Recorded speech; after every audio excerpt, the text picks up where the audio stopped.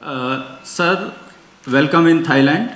Myself, Pawan Misra. Yeah. From Keep the question. We are running short. How do you see the future of Indian and Thai bilateral ties, which are the most important area of growth and cooperation? Thank you. Very good. We'll take another question. Maybe Sood, I think Rajiv Sood is asking me. And next one, I think Arpita will take a question from you.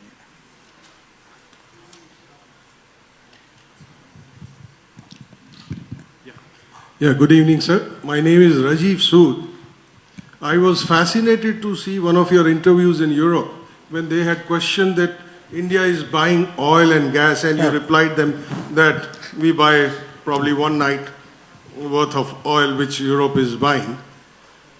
My question to you is, how do you see our relationship, since India has been buying oil from Russia, or how do you see our relationship developing with United States in the near future? I was talking to a banker the other day. Can you keep it short if you don't mind? Yeah. Just one. Yeah. I was talking to a banker the other day, and he was telling me, be careful. Moody's and all will be downgrading the banks in the future. How do you see that relationship happening? Thank you so much. Shall we go for another one, sir? Arpita, I think there you were, yeah.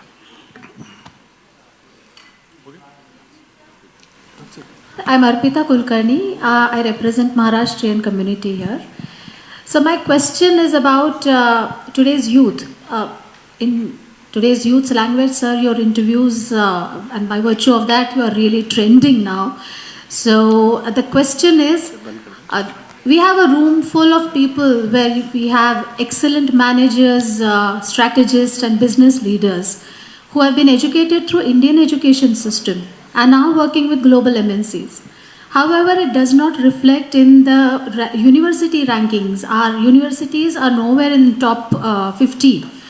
So, in this Amrit Kal, what is India doing so that diaspora youth, not only diaspora youth but global youth, will come to be, Indian universities will be attractive to them? Right. Okay.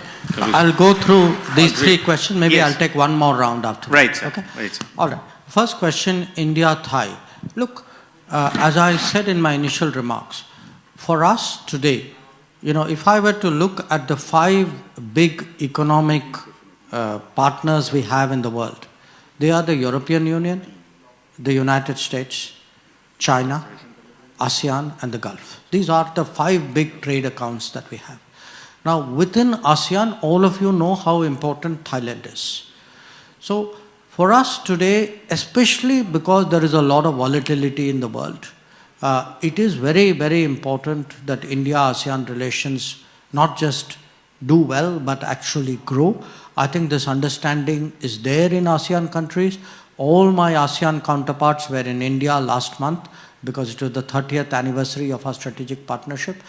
And I can tell you, tomorrow are my talks, but I am very confident that my enthusiasm to grow this relationship, which I'm doing obviously at the directions of the Prime Minister, is completely shared on the Thai side. So I'm very confident that in different ways this relationship would grow. And I think where all of you are concerned, particularly the economic side and the community side, the travel side, I think these are areas we would like to grow fastest. The second question, on the oil issue. Look, you have to, at this time, oil prices are unreasonably high, okay? Not only are oil prices high, so are gas prices. A lot of them, lot of traditional suppliers to Asia are also diverting them to Europe, because Europe is buying less oil and gas from Russia, or can buy less gas from Russia. So Europe is also actually buying much more from the Middle East and from other sources who would have supplied India. So it is a situation today where every country will try naturally to get the best deal possible for its citizens, will try to cushion the impact of this high energy prices. And that is exactly what we are doing. Now, we are not doing it in a defensive way. We have been very open and very honest about our interest. I have a country which has a per capita income of $2,000.